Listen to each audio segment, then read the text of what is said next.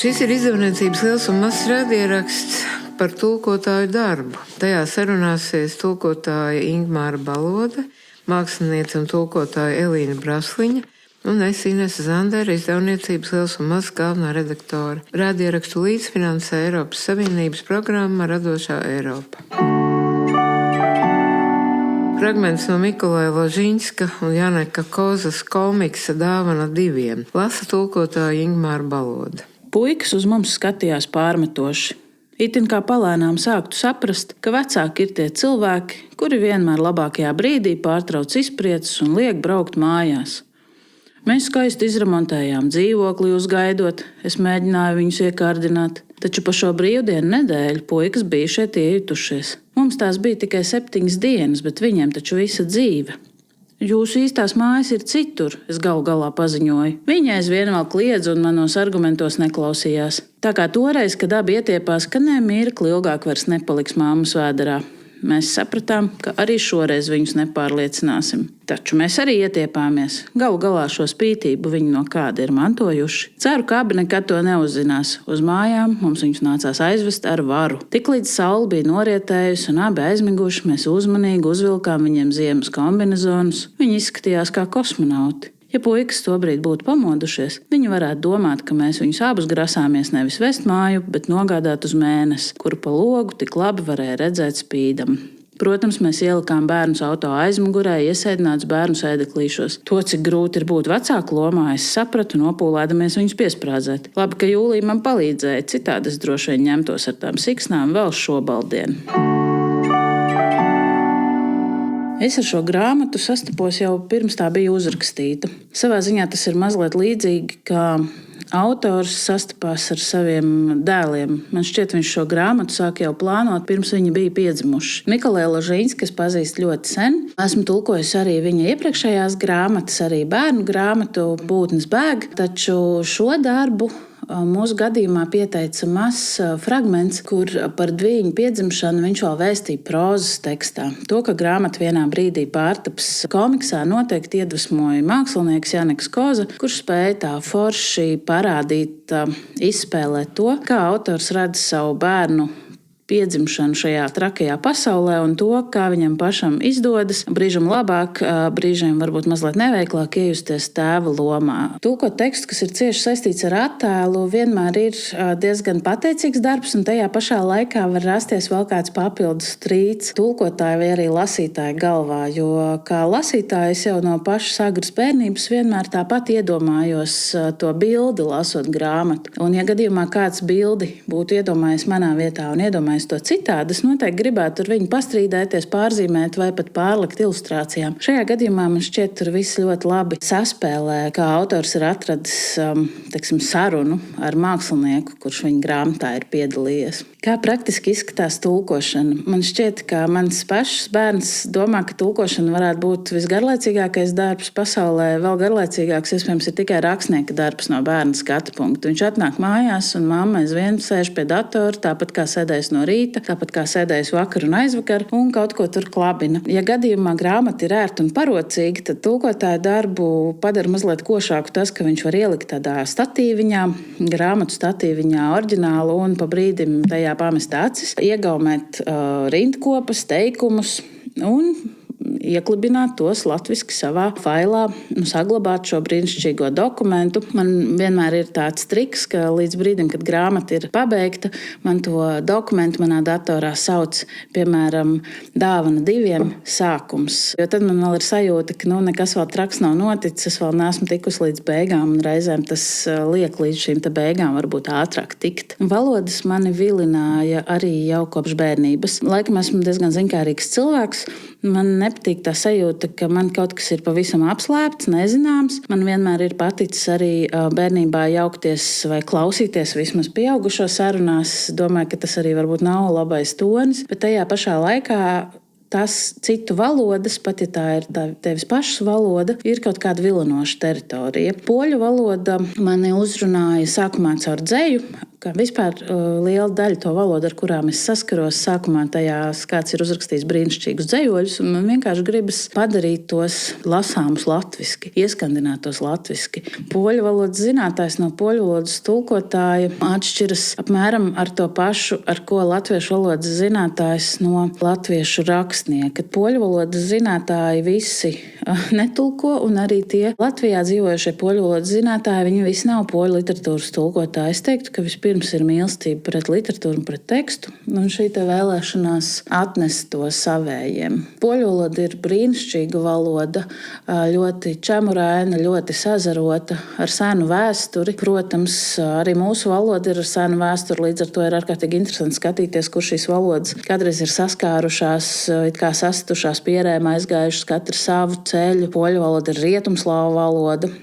Latviešu valoda, kā mēs zinām, ir baltu valoda, tajā pašā laikā tāpat ir dažādi kopības punkti, un tie pat nav vienmēr jāmeklē Latgalē, lai gan tur tos ir visvieglāk atrast. Man poļu valodā patīk dzīvoties, un brīžam es jūtu, ka poļu valodā es esmu mazliet cits cilvēks. To noteikti pateiks daudz tulkotāji. Katrā valodā tu iegūsti kā vēl vienu sevi pašu. Fragments no Kitijas Krauzeres grāmatas Es gribu sunīti vienalga kādu. Lasa mākslinieca un tulkotāja Elīna Brasliņa. Millī, sauc balss no kāpnēm. Lūk, Millijas jaunkundze, kura tūlīt dosies uz 3 skroņu skolu, kas ir ļoti smalka privāta skola. Millija necieš pirmkārt agrus rītus, otrkārt skolu. Nākumam! Beidzot, Millija ir gatava dienas svarīgākajam brīdim – brokastīm.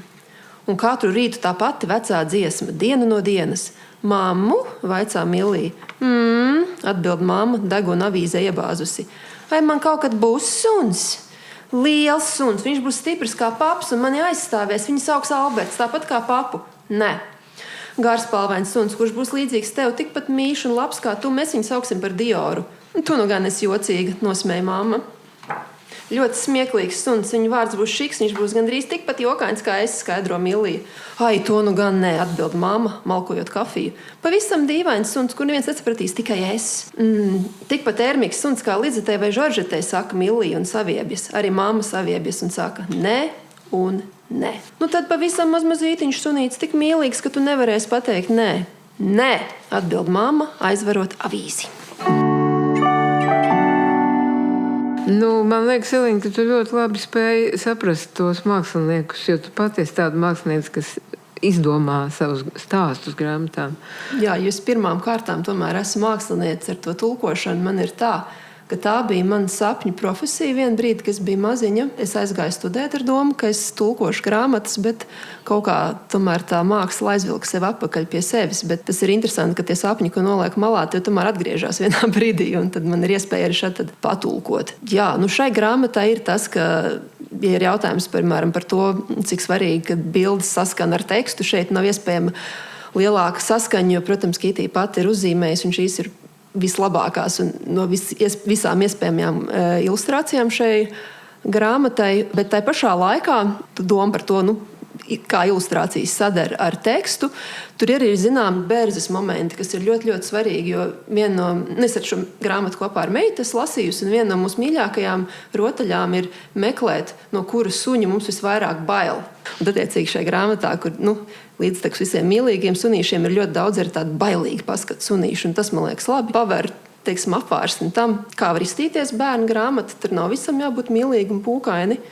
Un es domāju, tās bildes ļoti labi, man arī kā tulkotājai iedeva to sajūtu, ko es varu atļauties mazliet ar valodu padarīt, lai neņemtu katru vārdu, to pašu neitrālāko nozīmē, brīdī, kad tas ir, vārds teikt ar kaut kādu nokrāsu, kas arī parādās franču valodā, es varu atrast to pareizāko nokrāsu latviešu valodā, un tieši tās bildes man iedod. To izvēles iespējas.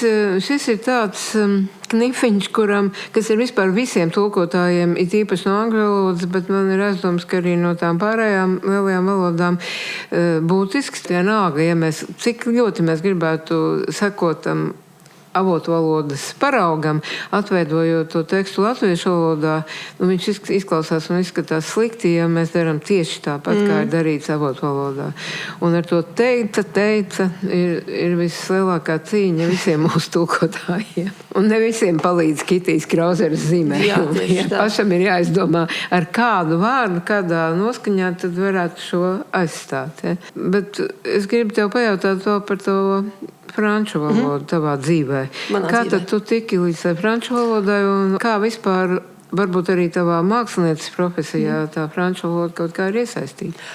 Es arī samērā nejauši tiku, jo tā kā es piedzimu Rīgā, bērnību pavadīju Liepājā, un kad mēs uz skolas laiku atvācāmies atpakaļ uz Rīgu, mēs vienkārši viena no tuvākajām skolām bija Rīgas franču licejs. Attiecīgi es ar franču valodu nodzīvoju tātad visus 12 šos skolas gadus, plus vēl 4 gadus Latvijas Universitātē, Moderno valodu fakultātē, tā tolaik to sauc, kur es arī turpināju studēt šo valodu, tiešām ar to kluso sapni, ka varbūt tie romāni, ko man ļoti patīk lasīt franciski, varbūt es viņus nesīšu tad uz to latviešu valodu. Romānus es pagaidām neesmu atnesus uz latviešu valodu, bet bērnu grāmatas gan, par ko ir liels prieks un komiksus. Tas, kā man tas mākslā ir palīdzējis līdz šim, tas, ka visa šī bērnu literatūras un sevišķi komiksu bagātība, kas ir franču valodā, es to varu nepastarpināt iepazīt. Un, protams, arī profesionālajā dzīvē viens no maniem sadarbības partneriem ir viena šveiciešu izdevniecība, ar kuriem es arī sastrādājos, un mums saziņa ir pa lielam tomēr franču valodā, un ar autori arī ir saziņa franču valodā, tā kā noder. Es te gribu drusiņu varbūt tev pavilināt sāņus no konkrēti šīs grāmatas, bet runājot par taviem tulkojumiem, kas mums ir iznākuši šī izdevniecībā liels un mazs, es gribu pievērst uzmanību vampīriņam, kurš nu pat ir iznācis. Un man liekas, ka tu kā māksliniece, kas pati zīmē arī komiksus un vispār bilžu grāmatas un tā tālāk, ka tev ir ļoti labs priekšstats par to, kā tulkot komiksu, jo komiksa teksts ir izvietots dažādos veidos, un viņš tajās pašās vietās un tajā pašā apjomā ir jāiedabū. Tas, diemžēl, ir man liekas, nereti ir.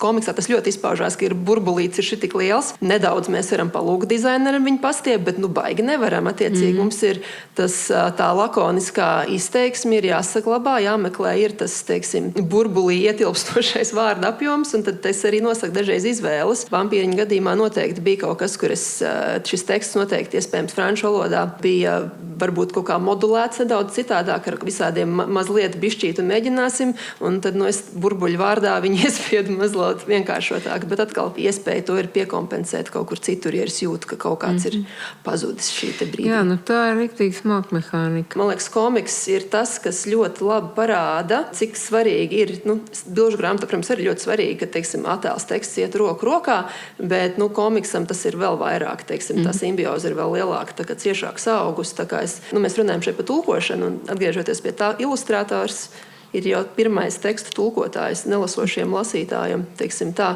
Mana meita, mums burtiski vakar bija tā, viņa acīm redzot, bez manas zināšanas ir ņēmusi un šķirstījis Rūtas Briedz grāmatu Kāja karalienes noslēpums. Un viņa tā vakar, klau, es šito grāmatu skatos, izlasi man, par ko tur ir. Un acīm redzot, nebija no bildēm tomēr noprotams, kas notiek. Un es izlasīju viņa tā, vai cik skaists stāsts, tā nevilkot iesaucās. Tā kā, bet pirmais, kam viņa ir ņēmusi un skatījusies uz tām bildēm. Ilustrators kā tulkotājs, tas par to es arī diezgan daudz arī domājusi, jo man bija jāvada arī darbnīca Lielbritānijā britu bērniem. Un tad mēs mēģinājām tulkot arī ar gan ilustrāciju palīdzību, gan ChatGPT palīdzību, un pēc tam paši labojot vienu latviešu valodas dzejoli uz angļu valodu, un tur tieši es iedomājos par to, cik svarīgs ir šis te attēls. Bet tāpat kā tulkošanā jau, teiksim, tulkojums jau nekad nebūs, teiksim, viens pret viens precīzi pārnesums. Tas nav iespējams. Ļoti daudz ir šīs te mākslas un, teiksim, atrast pareizos vārdus, atrast, teiksim, to tekstu, iezemēt tai konkrētajā kultūras kontekstā, un tas pats jau ir ilustratori. Viņš nāk tāpat kā tulkotājs, viņš nāk ar to savu bagāžu, viņš nāk ar saviem priekšstatiem, savām vērtībām, un viņš pienes klāt tam tekstam, teiksim, ilustrāciju, kas ir viens pret viens tekstam, kur nekas jauns neparādās, ļoti tā kā, pašam ilustratoram garlaicīgi. Ilustratori ir šausmīgi sautīgi cilvēki, viņiem gribās, lai viņiem ir interesanti, attiecīgi viņi tur ieliks kaut kādu savu paralēlo vēstījumu. Ilustrācija ar tekstu vislabākā gadījumā viņi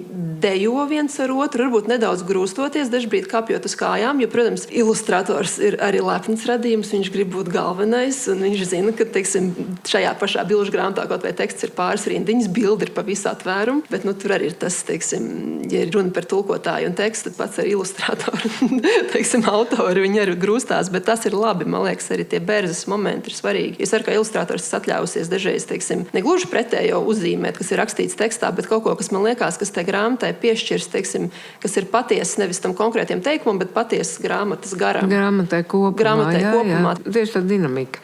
Jo galvenais jau ir nevis burtiskums, bet kaut kāda saskaņa, kas to grāmatu kopā aizved kopīgā virzienā. Kā praktiski notiek tulkošana manā dzīvē? Es atceros konkrēti tos brīžus, kad es tulkoju gan Annu, gan Frogu, gan arī Kitijas Krauzeru šo te grāmatu Es gribu sunīti. Vienalga kādu. Pirmie tulkojumi, melnraksti, liela daļa man tapu uz telefona, jo es biju mamma. Maziņam bērniņam. Samērā mazam bērniņam, kurš ilgi bija ar krūti barots bērniņš. Attiecīgi man bija zīdīšanas stundas, ko es pavadīju paralēli tulkojot, teiksim, telefonā starp. Tas nav ātri, bet tas arī ir veids, kā to var darīt. Man ir viens dokuments uz augšējā monitora, otrs dokuments uz apakšējā monitora, jo man kā ilustratori arī ir 2 monitori. Un man ir palīgs manas papīra vārnīcas no studiju laikiem, grāmatu vārnīcas. Man ir palīgs dažādi interneta resursi, teiksim, ja ir kaut kāds sarežģītāks frazeoloģisms, teiksim, šeit bija, es gribu sunīt vienalga kāda, bija izteiciens no franču valodas, ka neko nevar redzēt, tad ir neredz ne pilītes. Sāku līt un neredz ne pilītes. Latviski redaktors uzreiz paga, kas tas tāds. Es tā nerakstīju, es vienkārši zināju, ka redaktors uzreiz sarkanos karogus sacēls gaisā, un es apstījos, ka viduslaiku franču valodā šis vārds gut bija apzīmējums ne tikai ūdenslāsītē, bet arī kaut kādam nelielam mazumiņam. Un attiecīgi tas izteiciens nozīmē neredzēt ne nieka. Bet mēs, protams, paņēmām kaut ko, kas ir nedaudz tā kā tēlaināks un tam tai vietā varbūt iederīgāks. Tā kā visi šie te mazie detektīvu momenti, kas ir. Jā, tas ir tas detektīvu darbs. Tas ir ļoti interesanti, protams. Tikai, prasa laiku. Es, teiksim, kā tulkotāja noteikti es biklāka kā ilustrātori, jo kā ilustrātoris atļaujos visādas vaļības, teiksim, kā citi cilvēki tekstu ilustrējot, bieži vien bez viņa ziņas, kā tulkotāji man vajadzēja diezgan lielu, teiksim, saņemšanos, ļauties kaut kādai jau tādai varbūt improvizācijai, normas robežās improvizācijai, pielāgošanās un šeit brīvās telpas apzināšanai, kur es drīkst atļauties kaut kādas vaļības. Jūs klausījāties sarunu ar tulkotāju un arī mākslinieci, jeb otrādi mākslinieci un arī tulkotāju Elīnu Brasliņu, ar tulkotāju Ingmāru Balodi. Un šajās sarunās piedalījos es, Inese Zandere, Izdevniecības Liels un Mazs galvenā redaktore. Mēs runājām par Mikala Lažiņska un Janeka Kozas komiksu Dāvana diviem un Kitijas Krauzeres bilžu grāmatu Es gribu sunīt vienalga kādu. Un abas šīs grāmatas, un tāpat arī šis raidieraksts, ir tapis ar Eiropas programmas Radošā Eiropa atbalstu. Pateicoties tulkotāju darbam un Eiropas atbalstam, Latvijas bērni var sastapt visu Eiropu grāmatu lapusēs.